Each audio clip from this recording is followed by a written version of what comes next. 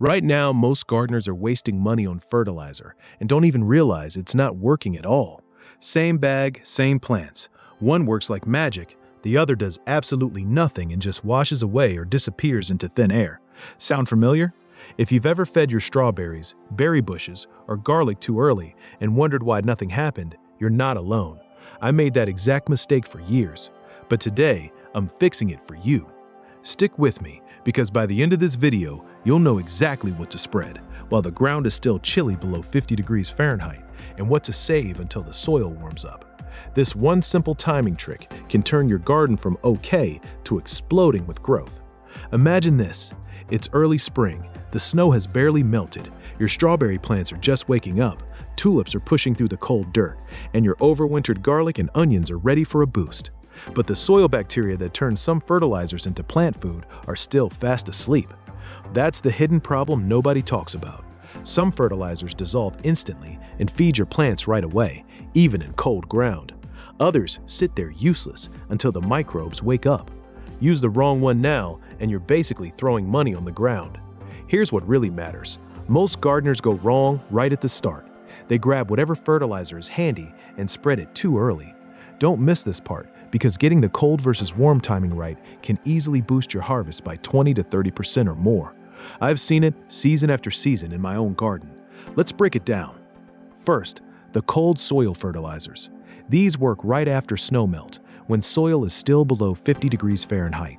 Your perennials like strawberries, currants, gooseberries, fruit trees, tulips, daffodils, and winter garlic are already sipping meltwater and need a quick nitrogen kick to push out strong new leaves and shoots.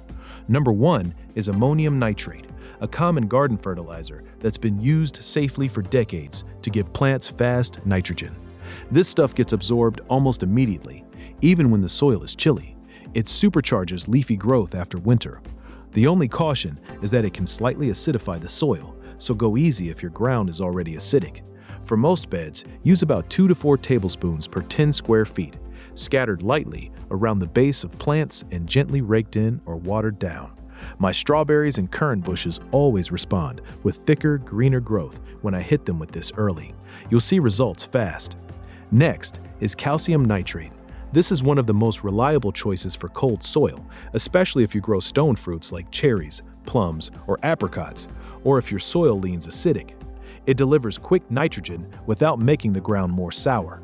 In fact, the extra calcium strengthens cell walls, helps prevent disease, and can even reduce problems like blossom end rot later in the season.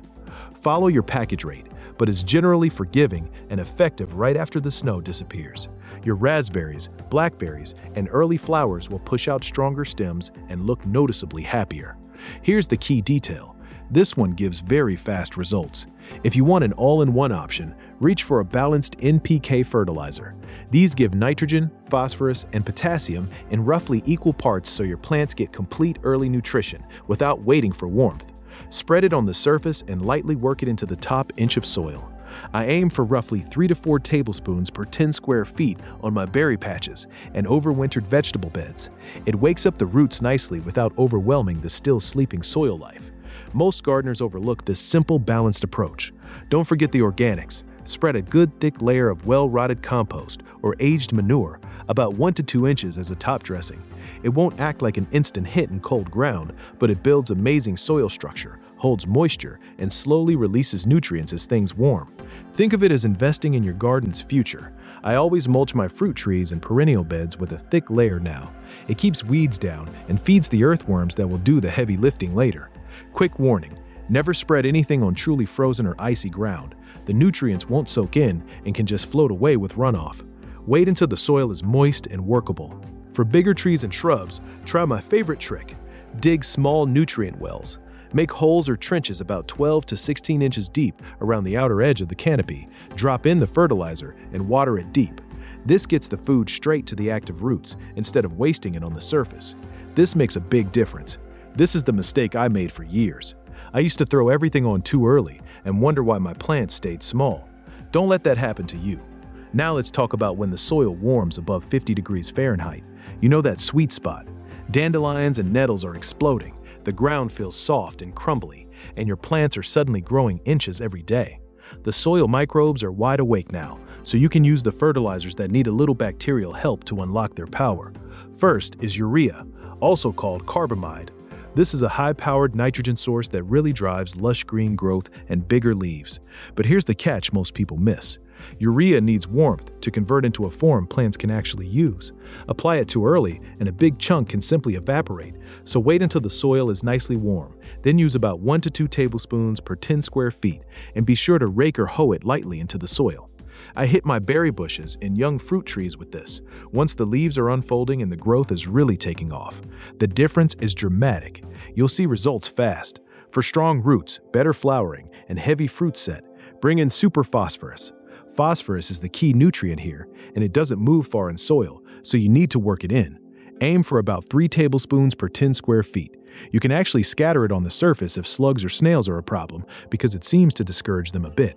Your garlic, onions, and flowering perennials develop deeper, healthier root systems. With this one, pay attention here. When your plants reach the budding or flowering stage and you want sweeter fruit, better storage life, and more resistance to stress, go for potassium sulfate or sulfate of potash.